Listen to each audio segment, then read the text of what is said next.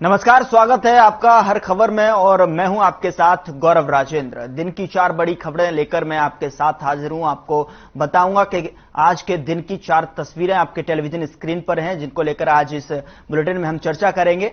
पहले बात करेंगे करण सिंह रानौलिया की कांग्रेस नेताओं से मुलाकात की।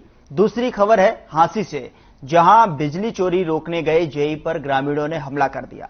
तीसरी खबर है पुन्हाना में खनन माफियाओं के आतंक से जुड़ी हुई। और चौथी खबर है रेवाड़ी से, जहां एक कलयुगी पिता की काली करतूत सामने आई है। 4 बड़ी तस्वीरें आपके सामने टेलीविजन स्क्रीन पर हैं, इसमें कि पहली तस्वीर जो मुलाकात हुई है करण सिंह रानौलिया की कांग्रेस नेताओं से मुलाकात की खबर, और दूसरी तस्वीर में आप देख सकते हैं कि किस तरीके से जो है यहां बिजली चोरी रोकने गए जेई पर ग्रामीणों ने हमला कर दिया। और तीसरी खबर है पुन्हाना में खनन माफियाओं के आतंक से जुड़ी हुई। चौथी तस्वीर में आप देख सकते हैं रेवाड़ी से है, जहां पर कलयुगी पिता की काली करतूत सामने आई है।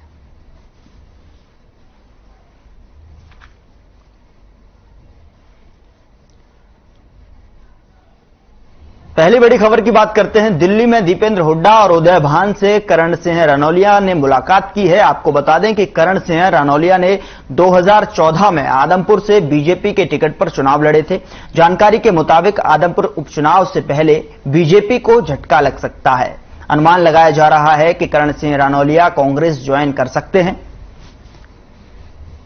तस्वीर आपके सामने है, जो कि करण सिंह रानौलिया 2014 में आदमपुर से बीजेपी के टिकट पर चुनाव लड़े थे, जो कि जानकारी के मुताबिक आदमपुर उपचुनाव से पहले बीजेपी को झटका लग सकता है। अनुमान लगाया जा रहा है कि करण सिंह रानौलिया कांग्रेस ज्वाइन कर सकते हैं।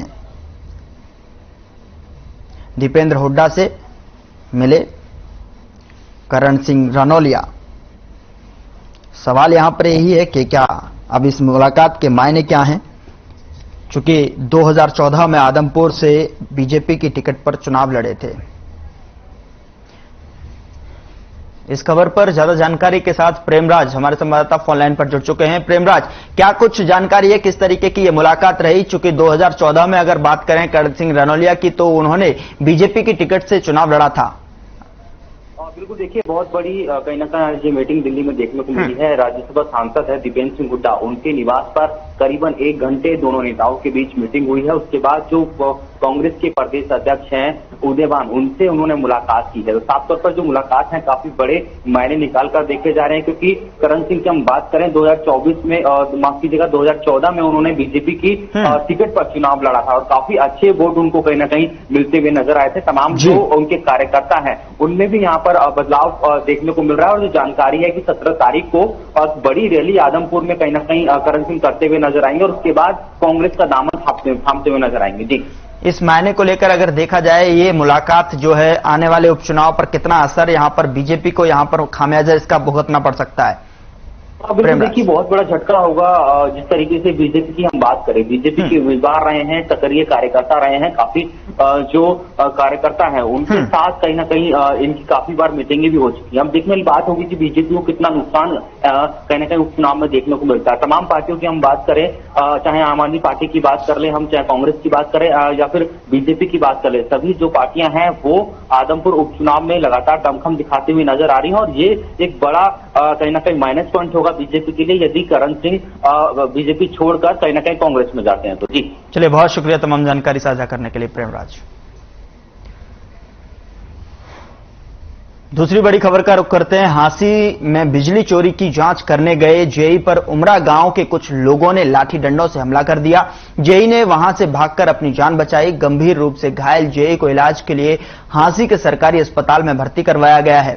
पुलिस ने जेई की शिकायत के आधार पर जांच शुरू कर दी है। बता दें कि पुलिस ने मामले की जानकारी देते हुए बताया कि उमरा सब ऑफिसर के जेई रोहताश कुमार अपने स्टाफ के साथ बिजली चोरी पकड़ने के लिए उमरा गांव गए थे, लेकिन जैसे ही उन्होंने गांव में बिजली चोरी पकड़ी तो वहां पर मौजूद लोगों ने बिजली चोरी पर उनकी कार्रवाई करते हुए विरोध किया। जेई और बिजली विभाग के कर्मचारियों के साथ मारपीट की।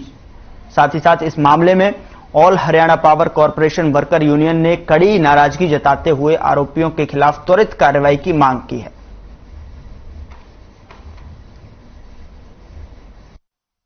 और मैं मेरी पूरी टीम के साथ गांव उमरा में बिजली चोरी पकड़ो अभियान, बिजली चोरी पकड़ने के लिए वहां पर गए। एक गली के अंदर गए, हमने एक मकान चेक किया। उसके घर के अंदर से एक डोरी निकली हुई थी, पोल जो कि पोल से डायरेक्ट लगी हुई थी। मैंने कुंडी को खड़काया, एक बंजी आई। इतनी देर में जो समुंदर सिंह, जो सन ऑफ श्री वीर सिंह था, उन्होंने अपना वो साथ में खड़ा था, उन्होंने फिर मेरे मुंह पर मुक्का मारा और दो बंदों ने और आकर के मुक्के मारे। मैं बेहोश हो गया। आज उमरा सब ऑफिस में रोहतास कुमार जई अपने स्टाफ राजेंद्र लाइनमैन, राजेश एलम और मंगत राम एलम के साथ बिजली चोरी पकड़ने के लिए गए थे। वहां जो इन्होंने एक दो घर चेक किया, उसके बाद ग्रामीण वहां इकट्ठा हो गए और उन्होंने हमारे जय साहब के साथ मारपीट की, हाथापाई की और दोबारा से गांव में घुसने पर जान से मारने की धमकी दी। ये एक रोहतास जेई है जो बिजली बोर्ड में है, इन्होंने एक कंप्लेन कराई है। ये बिजली बोर्ड उमरा गांव में बिजली चेक करने के लिए गए थे, तो इसमें कुछ ग्रामीणों ने इनका विरोध किया है, जिसके संबंध में दरखास्त प्राप्त हुई है। हम इनके बयान भी लिए हैं। इस पे हम जैसी कार्रवाई होगी जांच करके रजिस्टर करेंगे। जो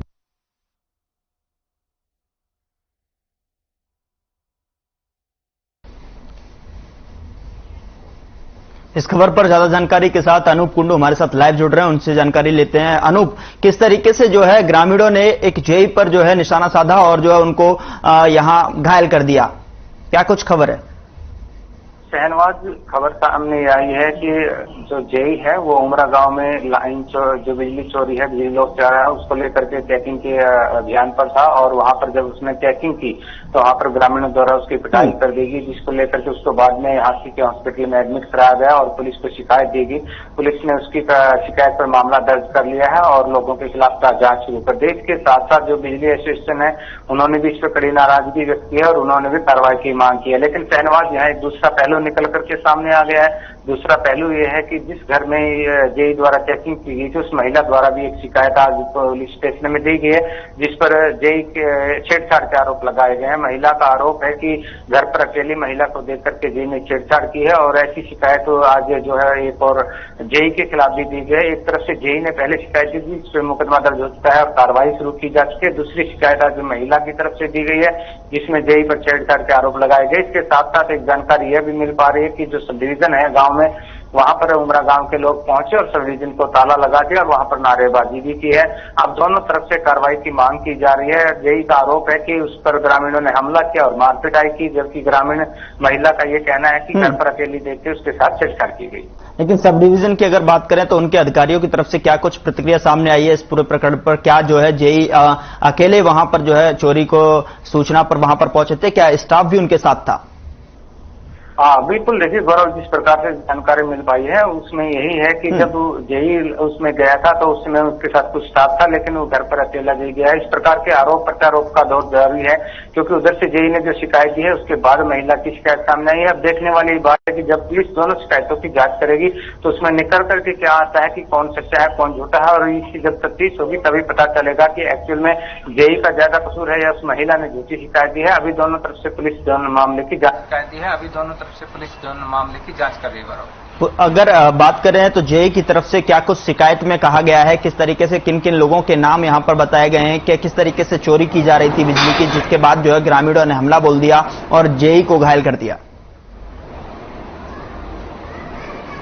अनु, देखिए, जेई की तरफ से जो शिकायत दी गई उसमें यही कहा गया है कि वो अपनी टीम के साथ दौरे पर थे जहां बिजली चोरी की शिकायतें मिल रही थी और जब जी बोलिए। जी बिल्कुल, और बिजली चोरी करने के लिए उन्हें देखा कि एक डायरेक्ट डोरी परिवार लगी हुई है, तो उसको जांच के लिए वो अंदर गए। उन्होंने देखा कि यहाँ पे डायरेक्ट लाइट चल रही है, जिसको लेकर के उसने आवाज लगाई। अंदर से एक व्यक्ति आया जिसने उससे मार पिटाई की। इस प्रकार के आरोप जेई से लगाए गए। तो क्या किसी को यहां पर नामजद किया गया है? अगर दूसरे पक्ष की बात करें तो दूसरे पक्ष ने जो छेड़खानी के क्रॉस एफआईआर यहां पर जो दर्ज कराई है उसमें उसको लेकर प्रशासन क्या कुछ कहता हुआ नजर आ रहा है? देखिए, दोनों तरफ से शिकायतें दे दी गई है, पुलिस जांच कर रही है और जल्दी ही पुलिस किसी नतीजे पर पहुंचेगी। हो सकता है कि इसमें पूरी तफ्तीश के बाद ही सामने आए कि इसमें सच्चाई क्या है, लेकिन हाल फिलहाल पूरे मामले पे आज से पुलिस जांच कर रही है। तो क्या जिस तरीके से जो हमला हुआ सिर्फ जेई पर हुआ या जेई के साथ स्टाफ जो था उस पर भी जो है ग्रामीणों ने हमला बोला? नहीं, अभी जो जानकारी मिल पाई सिर्फ जेई के साथ ही मारपिटाई हुई है और ये नहीं है कि उसके साथ वाली पूरी टीम को, क्योंकि जिस प्रकार ग्रामीणों का कहना है कि अगर मारपिटाई की जाती तो पूरी टीम के साथ करते, जेई ने कुछ गलत किया है इसलिए उसके साथ इस प्रकार की हरकत हुई है। और वहीं ग्रामीणों ने जिस प्रकार से महिला ने आरोप लगाए हैं उधर से शिकायत भी दे दी गई है। अभी पुलिस पूरे मामले की जांच कर रही है। गौरव, चलिए, बहुत शुक्रिया तमाम जानकारी साझा करने के लिए अनूप आपका। अगली खबर का रुख करते हैं। खनन माफियाओं के खिलाफ प्रशासन लगातार सख्त रुख अपना रहा है, लेकिन बावजूद इसके अवैध खनन माफियाओं पर कोई प्रभाव नहीं पड़ रहा है। बता दें आपको, पुनाहना से पुलिस पर जानलेवा हमला करने का मामला सामने आया है। दरअसल पुनाहना थाना के बड़ेड़ गांव में पहाड़ों का निरीक्षण करने गई पुनाहना पुलिस पर खनन माफियाओं ने जानलेवा हमला कर दिया। वहीं पथराव और हमले में एक पुलिस कर्मचारी की चोटें भी आई हैं। जवाबी कार्रवाई में पुलिस ने हवाई फायरिंग कर खनन माफियाओं से भागकर अपनी जान बचाई। इस बीच पुलिस ने मौके से 3 पॉपलैंड मशीन सहित विस्फोटक पदार्थ भी बरामद हुआ है। 5 नामजद सहित 50 अन्य लोगों के खिलाफ जान से मारने की कोशिश सहित कई धाराओं के तहत मामला दर्ज किया गया है।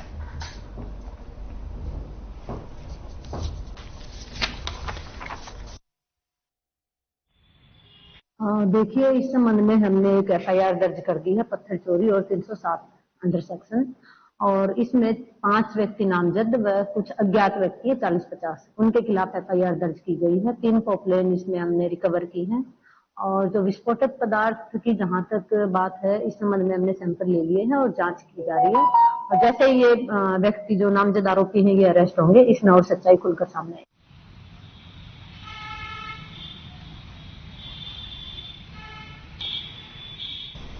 खनन माफियाओं के लगातार जो है प्रशासन सख्त नजर आ रहा है, लेकिन खनन माफिया यहां पर जो है प्रशासन का कोई भी भय उनके मन में दिखाई नहीं दे रहा है, जिसके तहत जो है ये मामला निकल कर आया है कि प्रशासन बावजूद भी इसके अलावा अवैध खनन माफियाओं पर कोई भी प्रभाव यहां पर दिखाई नहीं दिया।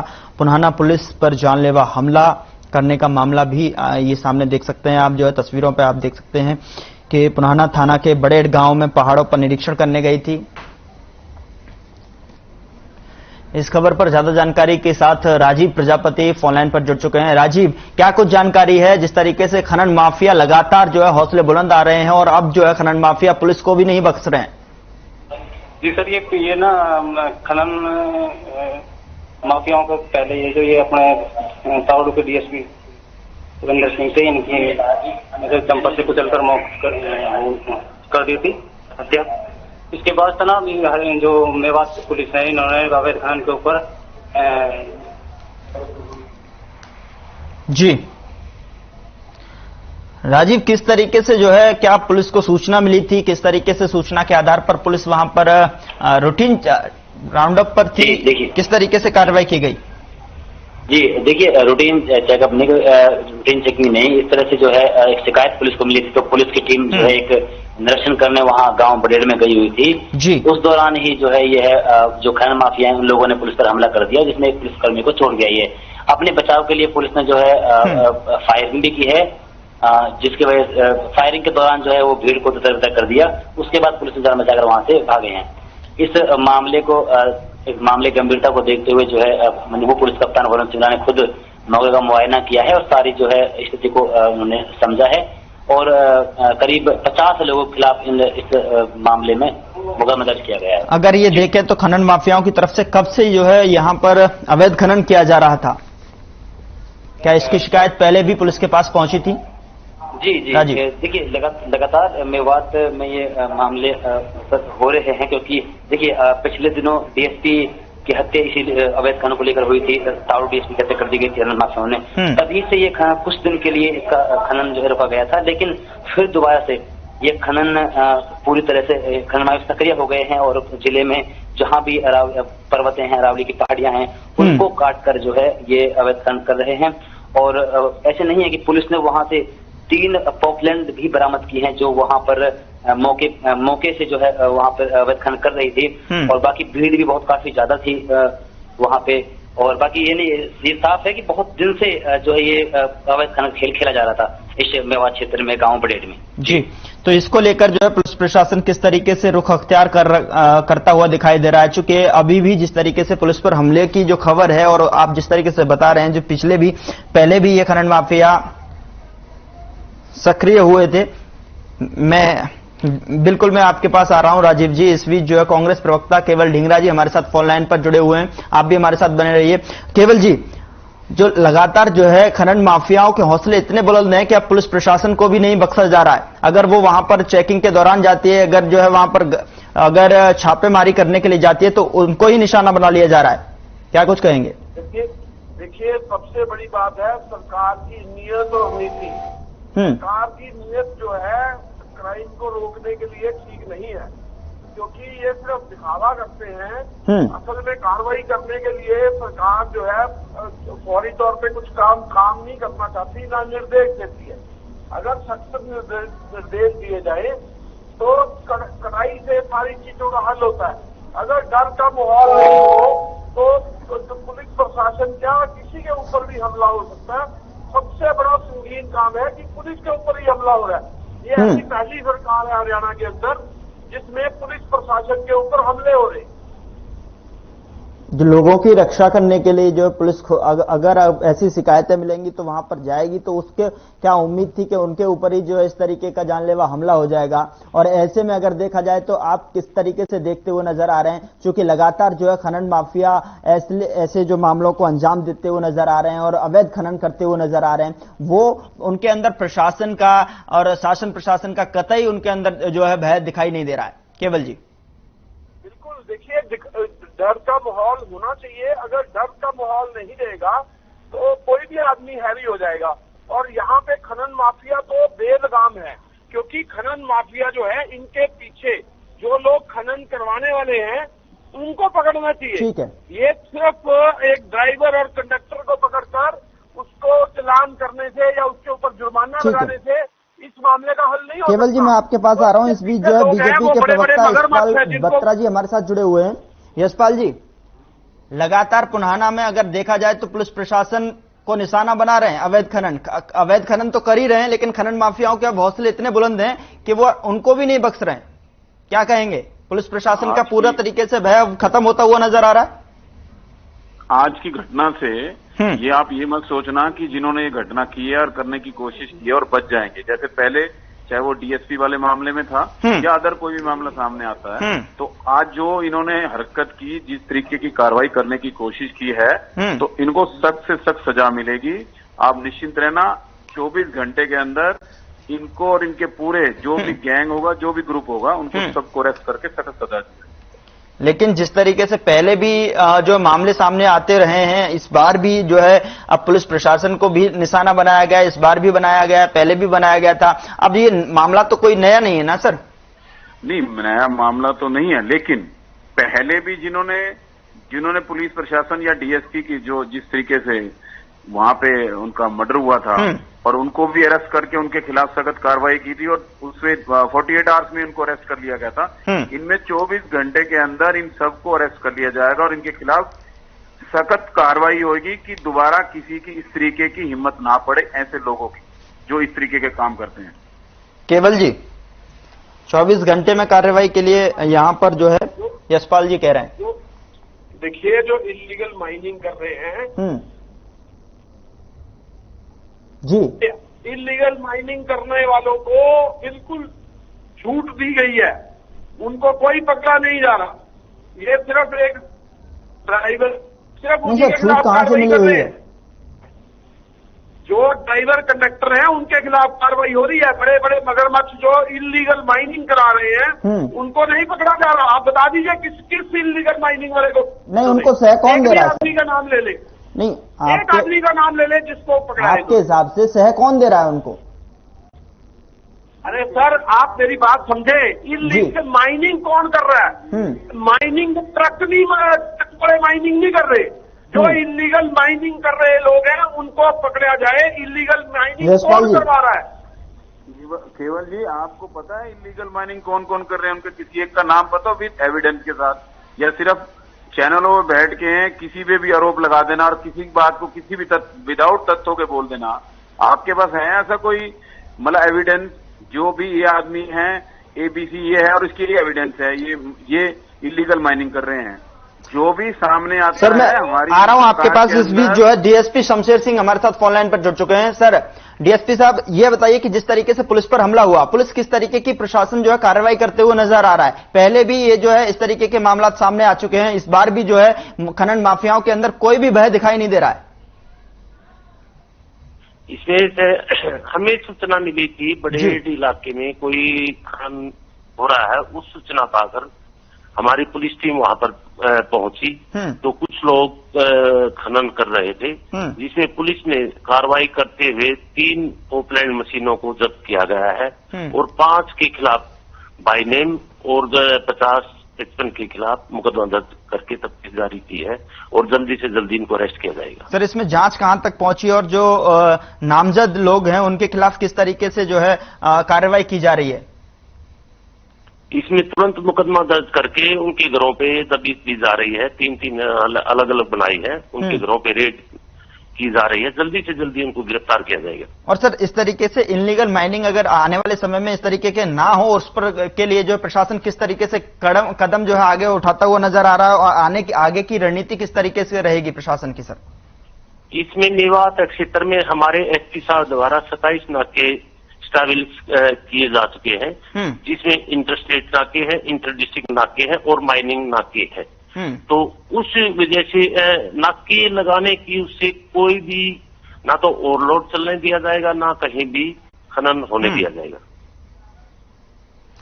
सर ऐसा नहीं कि ये पहला मामला हो, लगातार इस तरीके की खबरें सामने निकल कर आ रही हैं। इसमें पुलिस प्रशासन इतना जो है ढीली प्रतिक्रिया जो सामने कैसे निकल कर आ रही है? चूंकि पुलिस प्रशासन इतना सख्त होना चाहिए इसके खिलाफ, उतना ही इसको जो थोड़ा सा यहां लाइट कैसे लेता हुआ नजर आ रहा है? सर नहीं, ऐसी बात नहीं है। जब भी कोई इंफॉर्मेशन मिलती है तुरंत पुलिस मौके पर जाती है और तुरंत कार्रवाई करती है, स्ट्रिक्ट कार्रवाई करती है और जिसके खिलाफ मुकदमा दर्ज होता है जल्दी से जल्दी उनको अरेस्ट किया जाता है। तो अगर देखा जाए तो सर इसमें पुलिस के कितने जो लोग हैं वो घायल होने की सूचना है? उसमें एक हमारा कांस्टेबल है वो घायल हुआ है और बाकी सभी ठीक है। उसमें उसी समय हमने 3 पोपलैंड है जिससे खनन हो रहा था, उसी समय हमने जब्त कर लिया था। अवैध खनन पर जो है आने वाले समय में कब तक अंकुश पूरी तरीके से लगता हुआ नजर आएगा सर? और पुलिस प्रशासन का जो है ऐसे अपराधियों के खिलाफ जो है भय प्राप्त हो, भय व्याप्त हो, तो ऐसे में कि कब तक जो है अब कामयाब होती हुई नजर आएगी पुलिस प्रशासन की, अगर बात करूं व्यवस्था की? मेरा मानना ये है मेवात क्षेत्र में खनन बिल्कुल बंद है, फिर भी किसी तरीके से कोई भी व्यक्ति जी इसकी तरफ खनन करने की कोशिश करेगा तो तुरंत उसके खिलाफ कार्रवाई की जाती है। बिल्कुल बंद कह सकते हैं। चलिए सर, बहुत शुक्रिया हमारे साथ वक्त दिया आपने। और सभी मेहमानों का जो है हमारे साथ यशपाल बात्रा जी बीजेपी से थे और केवल ढींगरा जी कांग्रेस का पक्ष रख रहे थे। आप सभी मेहमानों का हमारे साथ जुड़ने के लिए बहुत शुक्रिया। अगली खबर का रुख करते हैं। हरियाणा के रेवाड़ी में एक कलयुगी पिता ने अपने ही 8 साल के बेटे के साथ कुकर्म और 12 साल की बेटी को अपनी हवस का शिकार बना डाला। उनकी हैवानियत का खुलासा तब हुआ जब उसने अपनी 14 साल की भतीजी के साथ अश्लील हरकत की। इस मामले में आरोपी की पत्नी ने बवाल कर दिया। थाना पुलिस में शिकायत दर्ज कराई है और बावल थाना प्रभारी विद्यासागर ने मामले की जानकारी देते हुए बताया कि आरोपी को हिरासत में लिया गया है और तीनों बच्चों की काउंसलिंग कराई गई है और मामले की जांच शुरू कर दी गई है।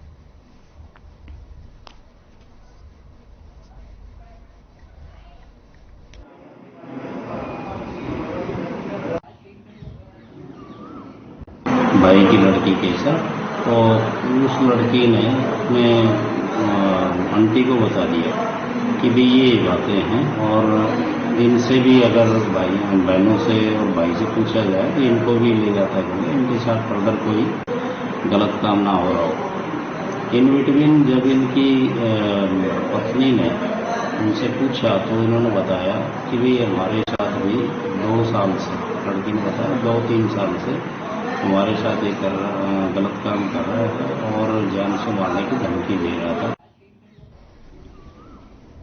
फिलहाल बुलेटिन में इतना ही। आप देखते रहिए हर खबर।